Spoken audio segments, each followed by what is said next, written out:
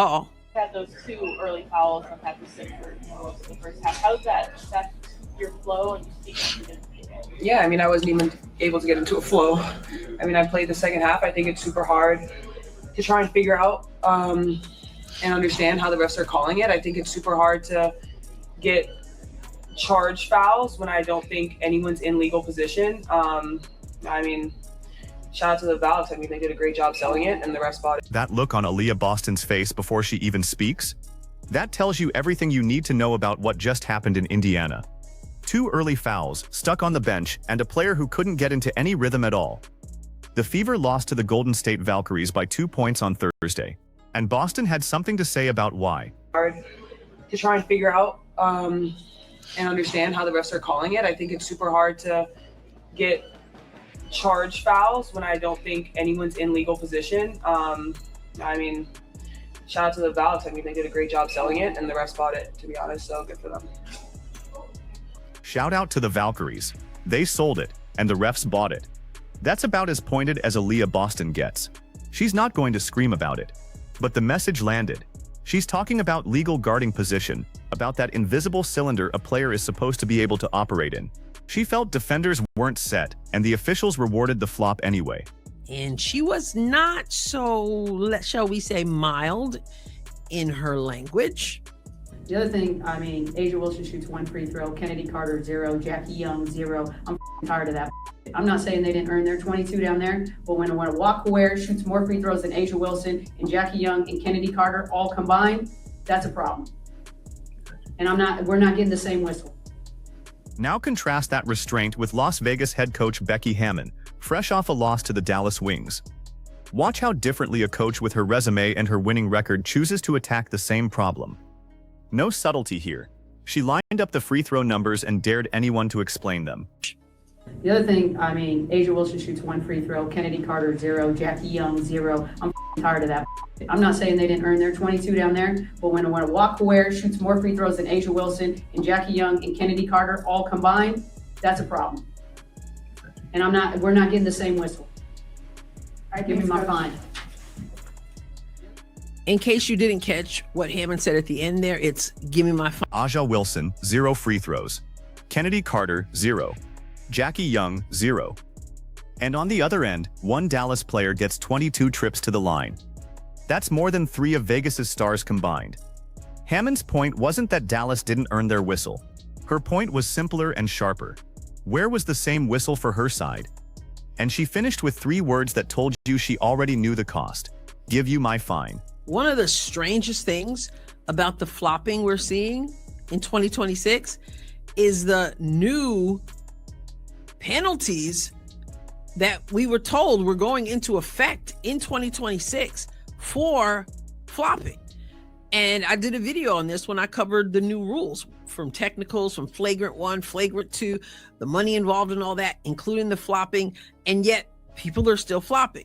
And so, just as a reminder, or if you didn't know at all, this is how it works, supposedly. First offense should be a warning. Second offense, $100 fine. Third offense, $200 fine. Fourth offense, $300 fine. Fifth offense, $400. Here's where the story gets genuinely strange. Because the WNBA told everyone there would be consequences for exactly this kind of flopping in 2026. The penalty structure was laid out clearly. First offense, a warning. Second offense, $100 fine. Third offense, $200. Fourth, $300. Fifth, $400.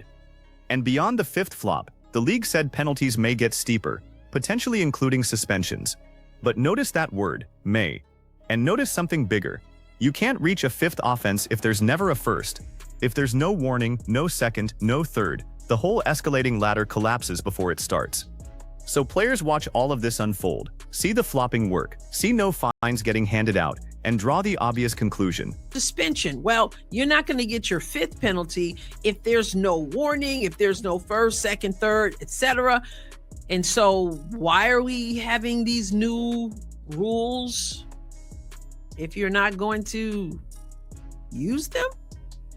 What incentive does a player have not to fly through the air and hit the floor and look up with one eye at the official to bail you out? What incentive? If not that you aren't going to follow what you said you're going to follow that you just implemented. It's a joke. Think about the incentive that creates. If you can fly through the air, hit the floor, and peek up with one eye to see if the official bails you out, and the league isn't enforcing the rules it just wrote, why would you ever stop? You wouldn't. The Valkyries clearly figured this out. Whether they came into the game planning it or adopted it within the first few possessions, they committed to falling, flying, and selling contact. And it worked. Aaliyah Boston's minutes shrank. Caitlin Clark picked up 5 fouls. Kelsey Mitchell drove the lane, got hit, and somehow was the one whistled. Sophie Cunningham got the same treatment. Now, Aaliyah Boston's situation is unique because it is well known that she doesn't really get calls that she should get. She gets the calls against her. It's a conversation that people have. It's something people say throughout the league about Aaliyah Boston and her elbows, as if she deserves to not be able to move or to breathe or anything like that. And people know that she doesn't seem to get any kind of special anything. In fact, I think her name comes up as the person who probably has the worst whistle in the league, which is, I find, rather a bit of a... Now here's the part that makes Boston's situation different from anyone else's. It's an open conversation around the league that she does not get the calls she should. The whistle works against her. People talk about her elbows as if she isn't allowed to move, breathe, or make a basketball play. Her name comes up as having maybe the worst whistle in the entire league. And that's remarkable, because her talent is off the charts. Nobody's asking for the kind of superstar treatment a player like A'ja Wilson reliably gets. The ask is much smaller than that. Just a fair whistle. And even that seems out of reach. Look, we started out talking about the officials, saying, wow, they are doing so much better in calling things. Caitlin Clark said a couple times, at least, the officials are doing a good job. But then there was a turn. So I don't know what's going on, but the last game was just not officiated well. And so what I'm saying is that I'm curious, will it work in the favor of the Indiana Fever against Portland? And this is what makes the whole thing fascinating heading into the next slate of games. Remember how this season started? The talk was about how much better the officiating had gotten. Caitlin Clark herself said more than once that the refs were doing a good job.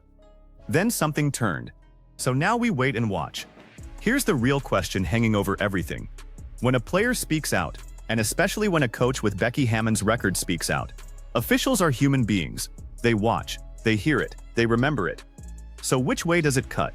Does the Indiana Fever benefit against Portland because the message got through? Does Aaliyah Boston finally get an even whistle? Do A'ja Wilson, Jackie Young, and Kennedy Carter suddenly get every call when Vegas plays Sunday? Or does it backfire completely? Because officials don't love being told they got it wrong in a post-game presser. Sometimes calling them out earns you a fairer game, and sometimes it earns you the exact opposite. We genuinely don't know yet, but we won't have to wait long to find out. So here's where I want you. Aaliyah Boston said the Valkyries sold it and the refs bought it. Becky Hammon basically wrote her own fine check on the spot. One did it quietly, one did it loudly. So tell me in the comments, which approach actually changes how the next game gets called? The quiet jab or the public blow-up? And bigger picture, if the WNBA writes flopping penalties and then never enforces a single one, do those rules even exist? Pick a side and let me hear it. I'll catch you next time.